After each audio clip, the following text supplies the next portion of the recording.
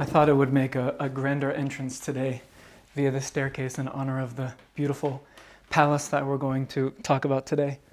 Hi everybody, welcome. Thanks for joining episode number 99. Let's get situated here. Let's get comfy. Thank you to all my live viewers who are joining me right now on this fine Saturday. Got the double cafe crème as usual. This is my favorite cup because it's kind of a sexy gray. I got this at a Monoprix when I was on vacation somewhere in France. I can't remember, near the beach. And broke my coffee cup on vacation, and of course, you can't have that. So went to a Monoprix, hoped that they would have something decent. Found this. It's really, really cute. Anyway, I didn't plan on starting with a coffee mug review, but there you go. Let me check in with everybody, make sure they can see me and hear me okay. Hi everybody, welcome. About 100 of you live so far, I appreciate it. This is another home edition, episode number 99. We're again in lockdown number 2. If you're watching this in the distant future and you're wondering what's going on in 2020, or maybe you chose not to think of 2020, which would actually be a pretty good idea, to never speak of it again. But anyway, lockdown number 2 here in Paris, so we can't be on the streets for number 99 and probably for number 100 as well, sadly. But that's all right, home edition. And I am here in my living room / kitchen / staircase. And I'm so glad that you joined. Now full disclaimer, I do have a bit of a migraine here in the background. I've got a functioning migraine, is how I would describe it. So I don't know if you can see it in my eyes. I'm a little bit foggy, but nevertheless excited to share this chateau with you, the Château de Monte-Cristo, and we'll talk about the reasoning behind that name in a moment. Heather Liebhart says, wow, almost 100 episodes. Yeah, it's pretty wild. It's almost a bit surreal. Doesn't seem like it could be real that I've done 100 of these bad boys. Okay, everybody seems to be here in my live audience. Remember, super chats are available, the little $ next to your chat box if you want to shoot a donation my way. Otherwise, you can become a Patreon supporter if you are not already. That's another way to support. Or if you want to support for free, of course, you can just click the thumbs up on this video, or subscribe or share and all of that stuff. I think that's all I want to say here. Let's jump right into it. So we're going to go over a chateau called the Château de Monte-Cristo. And it is just about 15 miles west of Paris. It's not often on a lot of people's radars, particularly those who haven't been to Paris several times, because it does take a little bit of effort to get out there. Note that in the description of this video, I put a link to their website that explains in English how to get there. To be honest, it's easiest to drive if you can manage to rent a car, but even without a car, it's certainly doable via public transportation and a little bit of hoofing it once you get close by. But it is really worth it, as you will see. And I think I just saw, corner of my eye, thank you, David Dubois, for that super chat. He says, nice haircut. Oh yeah, I forgot. Got a haircut, slightly different shirt and all, and trying to make an effort for you folks here. I'm trying to make an effort in general. So without further ado, with this very long intro, let's start with the man of the hour today, the great French novelist, Alexandre Dumas. And I'm going to pull up here. This is Dumas as a younger man, very dashing looking gent for sure. And we're going to talk about Dumas and his home. This is Dumas as a younger man, and then later on here, a few dinner parties later, as an older man, he looking very stately there and very distinguished. In fact, this is a beautiful portrait done by Nadar, who was one of the big portrait artists back when photography was in its infancy, in Paris in particular. So here we are. This is Mr. Alexandre Dumas. By the way, sometimes if you come across this gentleman, you will see him described as Alexandre Dumas père, in other words, father, as opposed to fils, which means his son, because they both have the same name. So that tripped me up for a few years here in France when I was trying to learn about this guy. You have Dumas père, which is this guy, and then Dumas fils, who is also a writer, which is why it can get confusing. So just if you ever see that distinction of father and son after their name, then know that this guy we're talking about is the big daddy. Literally, he is the father. John Woods makes a good point. He says, was Dumas not of African descent? Yes, in fact, a lot of people assume, well, he was a French writer, so he must have been, quite Caucasian. But in fact, his father was mixed and his grandfather was black. So absolutely, you're absolutely right. And that was something that people were aware of generally, and we won't go down that path because I don't know too much about it, but that was certainly part of his career and part of his growing up. But yeah, absolutely, you're absolutely right, John. He comes from at least partial African descent. And let's jump into his story here. Thank you, Peggy. I appreciate the super chat. I can see you there. I'm glad you joined us. He was supporting himself, Dumas, as a playwright and a journalist, very talented, very prolific from the early days. But by the 1840s, those income streams started to dry up and the trends were shifting. So Dumas moved more toward a newer trend that was hip at the time, which was the episodic novel. And he would write these serials, one after the next, and then eventually combine them into a novel form. And he had some extraordinary hits, some huge successes. Notably, a little story that you definitely have heard of called The Three Musketeers. That was one of his huge hits in the 1840s, and then here, The Count of Monte-Cristo. Those two alone, in addition to others, but these two were absolute blockbuster hits for Dumas, and all of a sudden the financial windfall came pouring in, and Dumas started to realize, like, hey, I've got some extra scratch here, and I can live a bit of a high life. He was always one to kind of a jovial, amicable figure who always liked a good party and hanging out with his friends and spending money, and so that lavish lifestyle was coming, sort of being thrown into his lap via these amazing novels that he had written. People just were eating them up. And so what he decided to do was he was going to treat himself by purchasing a plot of land west of Paris, as I said, about 15 miles away or 25 kilometers. And he would build this palatial home that was basically built according to his whims and his fancy, his sort of whimsical ideas.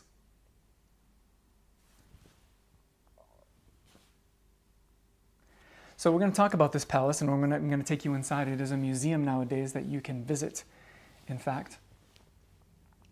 And I'm missing one of my photos here, which is a bit of a drag, but don't worry, we've got plenty of photos. Why don't I pause here? Hopefully you can see right away that he wanted a Renaissance-style chateau, even though this was absolutely not the Renaissance period. But in the mid-1800s, where we are today, that was a time of the Neo-Gothic revival and the Neo-Renaissance revival. It was just a time all across the globe where, particularly Western culture, where people were gaga for the medieval style of old and the Renaissance style. So there were a lot of restorations, but also like this. Dumas built this from scratch, this home, and essentially wanted a fake, fantastical Renaissance palace.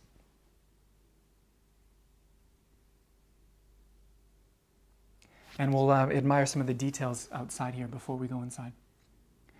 And what was funny was he never planned to call this the Chateau de Monte-Cristo.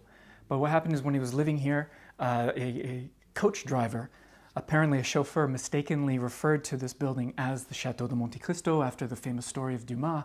And Dumas heard about that and he liked it so much, he said, that's going to be the official nickname. And so he started to call his home that as well. And it was a nice homage to the story that helped him afford this lavish lifestyle. We're going to pause here at the dining room. Thanks so much, Sylvia sent a super chat saying this is for the Café Crème. And thank you to you, Auline or Auline. However you pronounce that name, I appreciate it. Sylvia, speaking of Café Crème, just took a sip there. I'm sure you heard it in the microphone.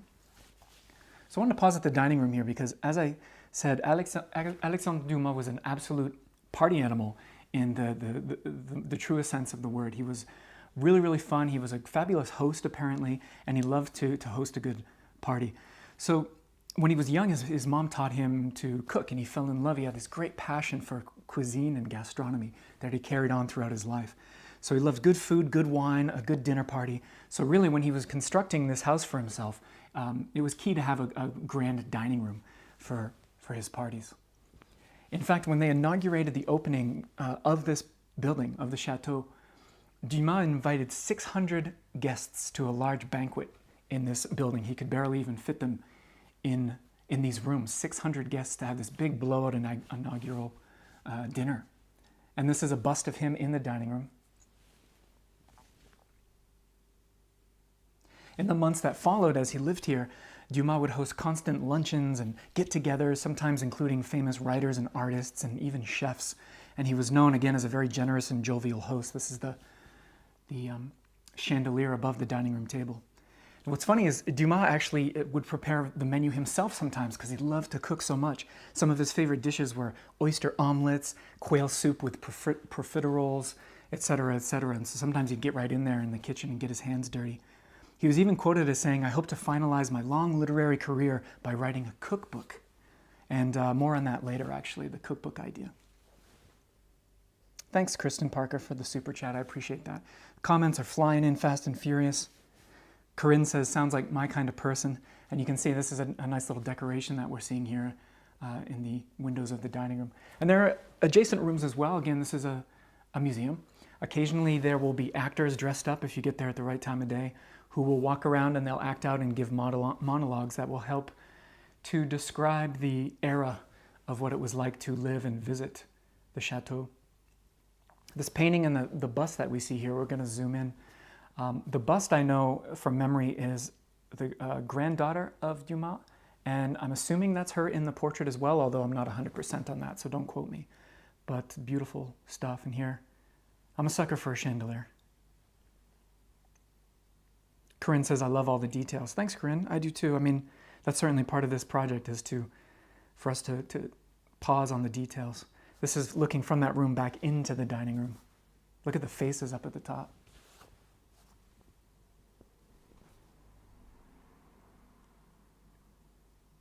It's another room with a fireplace, and the poster you can see the Count de Monte-Cristo, which was, again, one of his big blowout successes in his own lifetime and allowed him to finance the building of this house and the lifestyle that went along with it. Heather's digging the chandelier, I'm glad. And then they've got some period costumes or clothing from the time as well, dispersed throughout the rooms. I like this door, just gorgeous. Look at the relief on that sucker. Wow.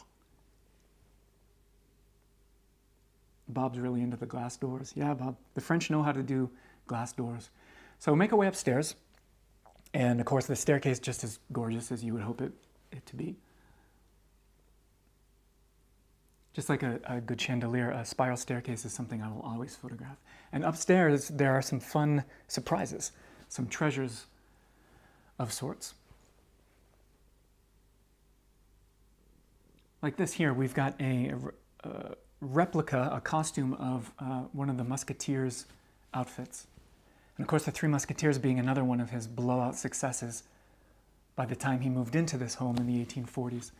And let's pause here for a minute, because the Musketeers, sometimes people assume that it was just a fictional story, but some of you who love French culture already know that they did exist for real, the Musketeers, particularly under King Louis XIII, who essentially invented the idea and created the Musketeers, and then following through to the successor of Louis XIV. And just plays and paintings and movies and additional novels, and they've all been inspired by the story of the Three Musketeers and D'Artagnan and all these amazing characters. Really fun stuff.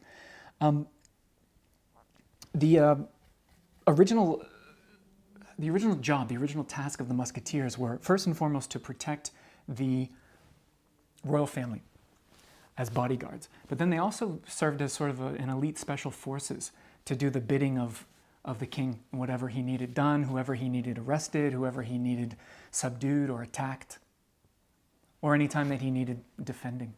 So I think it's pretty lovely that they put this homage to the beautiful uniform of the Musketeers.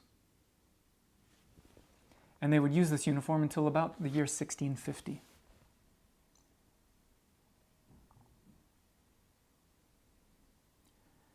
Not too far away, we've got a beautiful little sculpture of D'Artagnan,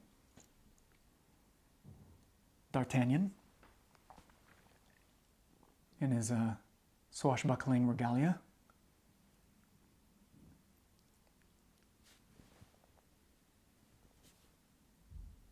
Christina's digging the costume. She's swooning over it. If we pause here, and there are some bookcases with some relics of sorts, some unique objects. And this is the literal paper and quill that Dumas would have used from his own stash to write his novels.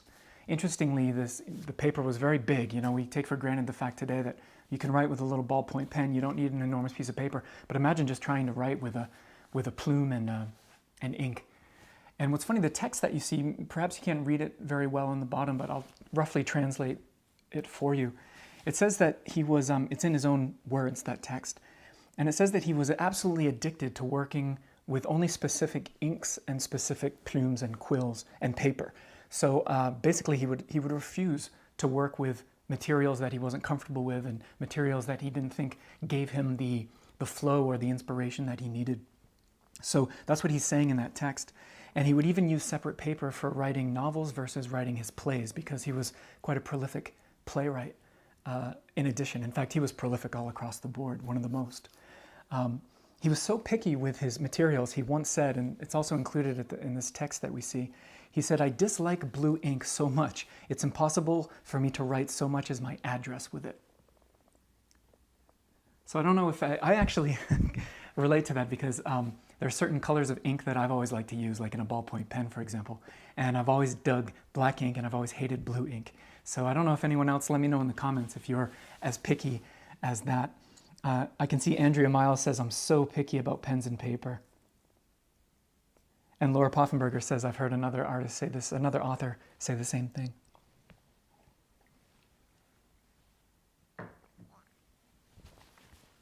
This coffee's tasting good. This whole thing is actually serving as a cure for my migraine. I'm feeling better. So also in these bookcases are some other fun artifacts. We've got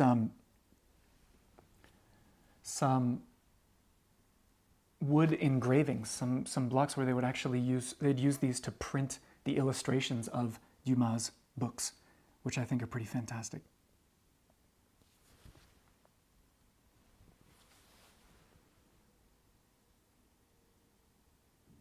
Some of those, particularly on the two on the left, are from the Count of Monte-Cristo. And you can imagine, when you would buy a book in the 19th century, you just weren't used to seeing lots of images, clearly. And of course, you weren't used to anything even close to a television or anything like that. So I can imagine someone who loved reading, whether they were an adult or they were a child, would probably just spend hours with these engravings in a book, right? These little printed images that would completely spark their imagination and help them imagine the story. The fact that they were fewer and farther between, rather, that people must have just absolutely adored and absorbed these illustrations in the books, been considered just absolute little worlds in their own right. Peggy Baker's into black ink as well. I just wanted to document that for you, Peggy, here. Here's another beautiful little engraving. And then in the next slide, upstairs in the chateau as well, we've got a very surprising room here. And it's something that you might not expect to see in this quote-unquote Renaissance-style chateau. And the reason it's described as a Moorish salon. And it's because in 1846, Dumas, right around the time he was having this big windfall and he was building this chateau, he was asked to write a travel memoir. And so he was sent out through Madrid and Morocco and Tunisia, and he loved traveling and mingling with the cultures and learning about cuisine and language. And so what he did was, when he was in Tunisia, he befriended some local artisans there, and he hired them to come back to France and create these rooms for him. So they were done by authentic Tunisian artisans, and these rooms acted as a testament to Dumas' love of travel. And they must have been an extraordinary conversation piece when he would invite his guests upstairs.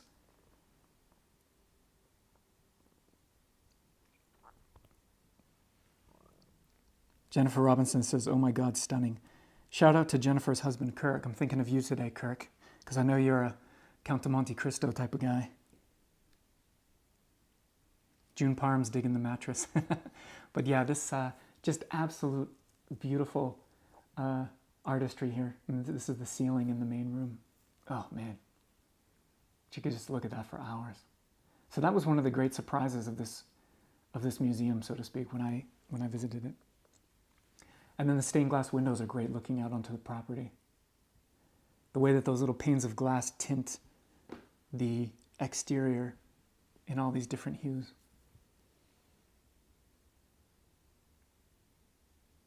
Hi, Yesenia. Thanks for joining live. I appreciate it. Thanks to everybody.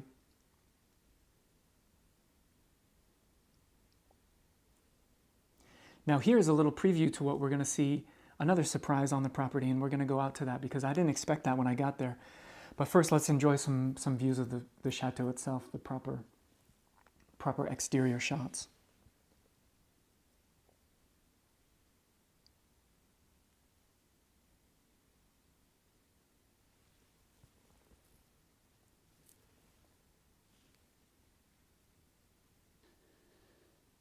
Sharon's asking if the ceiling is tin. No, Sharon, I believe all of those decorative items were stucco. I believe I read that. And that's one reason those Tunisian artists were brought in, because they were stucco specialists. And it was all restored in the 1960s. Like so many of these properties, this building was falling absolutely into ruin by the 1960s. And then a big restoration project was put in place, and they brought in Moroccan artists to restore and repair those rooms as they were meant to be originally. I love these lamps, man. Wow.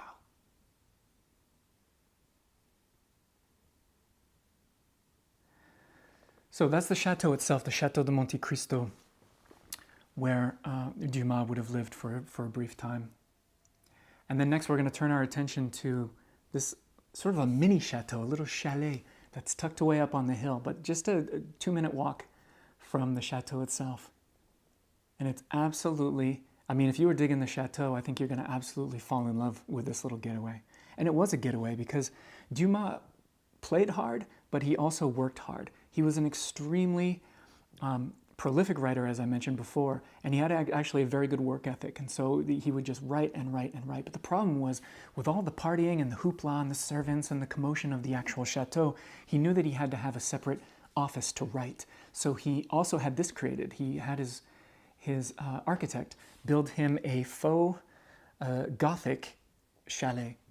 And it's on a little island, as you can see, so there's a pond that surrounds it, and you have to cross over this beautiful little bridge. And looking back across the bridge, I'm going to show you some views of the chateau itself. So you get, in addition, stunning perspectives of the main house.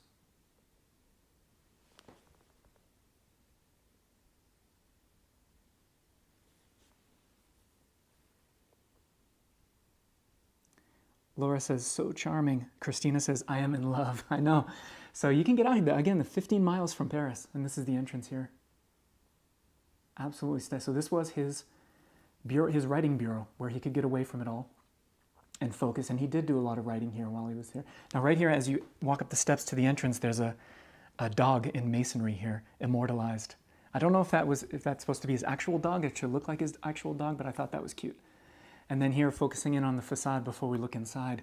What he did, if you can make it out, he had plaques. Dumas had plaques installed on the facade, 88 of them, I believe, that all had titles of his famous stories.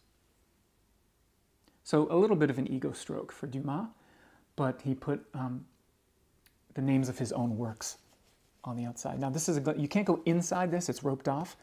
But of course, I grabbed a few. That was actually the desk where he would write, and he would have a view through that window to the left, looking out to his chateau, his palace. Of course, the working fireplace, one of the outfits that he would have worn. And look at that staircase in the back.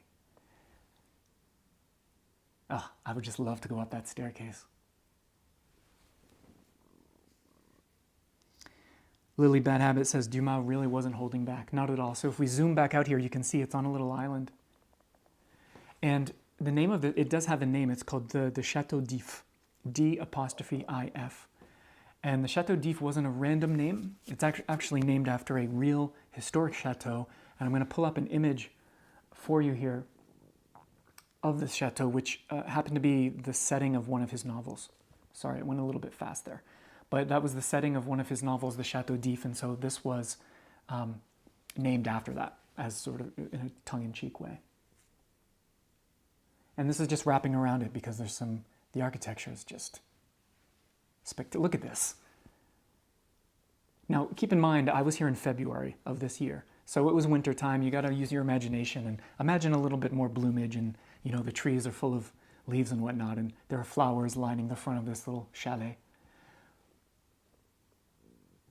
but just spectacular. And this is what happens when you write 2 huge blockbuster best-selling novels in your own lifetime. You get to have some money to play around with.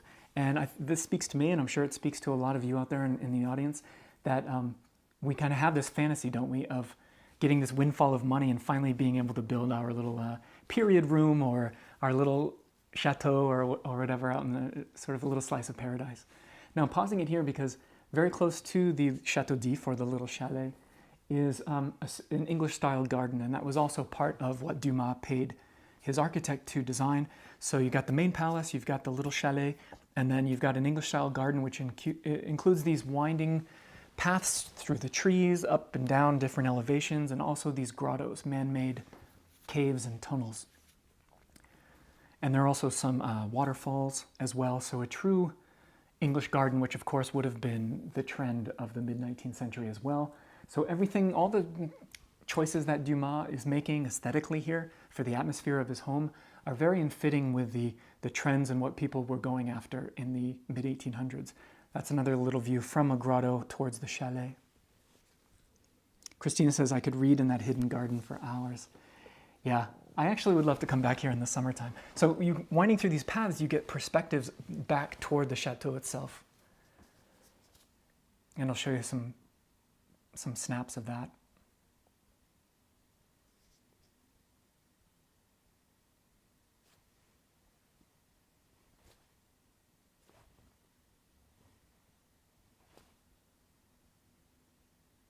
Laura says it has it all. Yeah, Laura. I mean, he did exactly what a lot of us would do. You can see if you look closely, there are initials overlapping each other, and there's an A for Alexandre, and then 2 D's, mirror image D's for Dumas, of course. So that's it. I really recommend that you make it out there if you're interested, particularly if you're a fan of any of his books, but just if you're a lover of these folies, or these fantastical homes that were built in the mid-19th century. In conclusion, you know, I got to mention, though, sadly, the good times didn't last long for Dumas here at the Château de Monte-Cristo. What happened was his debts started piling up from this lavish lifestyle. The income dried up and really couldn't support the way that he was living with all of the partying and the spending. So just 2 years after he had this chateau built and he moved in, just 2 years after, he had to sell off the furniture and eventually sell off the chateau at auction. And he managed to essentially exile himself over to Belgium, mostly to avoid the creditors and the debt collectors that were sort of chomping at his heels. And so all of a sudden, everything got turned upside down for Dumas, and it's almost like, you know, the carriage turned back into a pumpkin, so to speak, and he was living a lifestyle he just couldn't keep up. So that's interesting, isn't it sad? Everything that we just saw in the lifestyle that we talked about only lasted a very brief maximum of 2 years, and then he had to leave his fantasy land that he constructed. Thank you so much, Emily. I appreciate the super chat.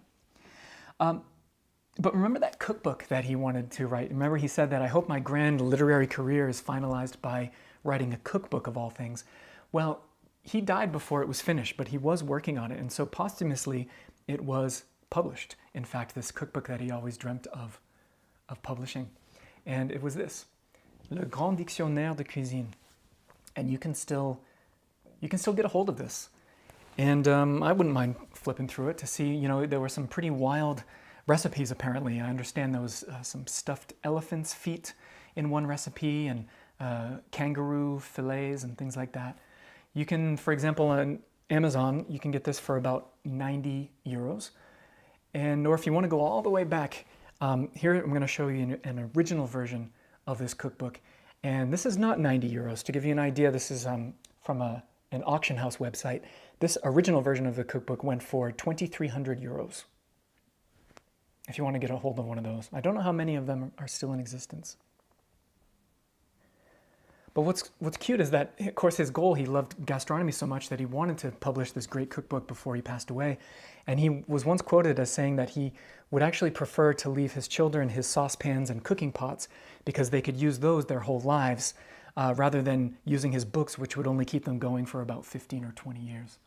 So that's how much he respected the culinary side of his career as opposed to the literary side. And I think in the end, part of him wanted to be remembered as a great man of cuisine.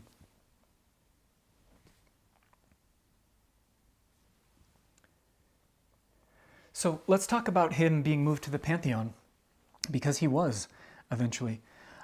It was as recently as 2002, it was decided that he should be moved to the Pantheon as one of the great figures of French culture. And his remains made their trip from where he was buried. First stop was here to the Chateau. So they made a special detour to bring his remains to the Chateau, and hundreds of people gathered here to pay their respects before the Republican National Guard transported the casket to the French Senate in the Luxembourg Gardens in that beautiful palace. And then, of course, from there, it was just a hop, skip, and a jump up the Rue Soufflot to the Pantheon itself. And he was placed right next to, literally right next to Victor Hugo. So obviously a fitting final resting place for Dumas. And he really was one of the most successful and beloved and prolific French writers of all time.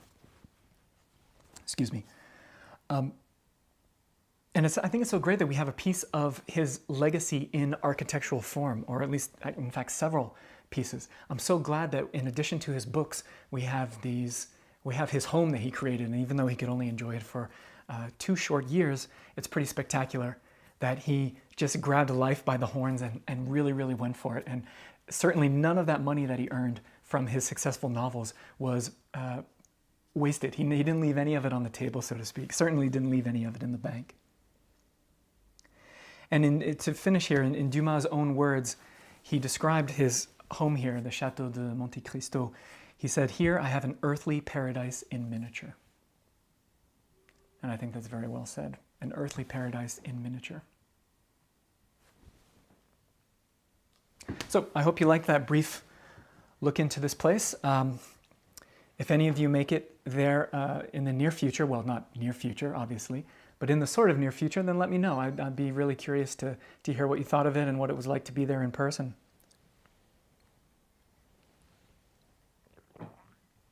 I'm just going to check in with my live viewers here and make sure everybody's doing all right.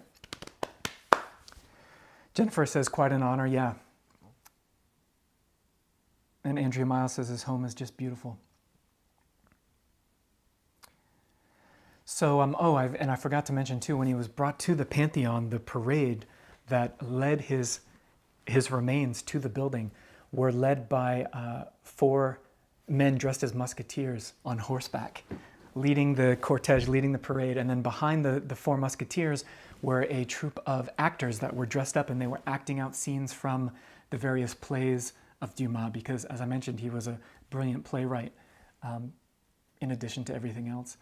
And when he got there, just crowds, throngs of people outside the Pantheon waiting to see his remains be brought in, and many of them were holding up their favorite novels of his and kind of waving them in the air. So, you know, we could all do a lot worse than that in our final days, so to speak.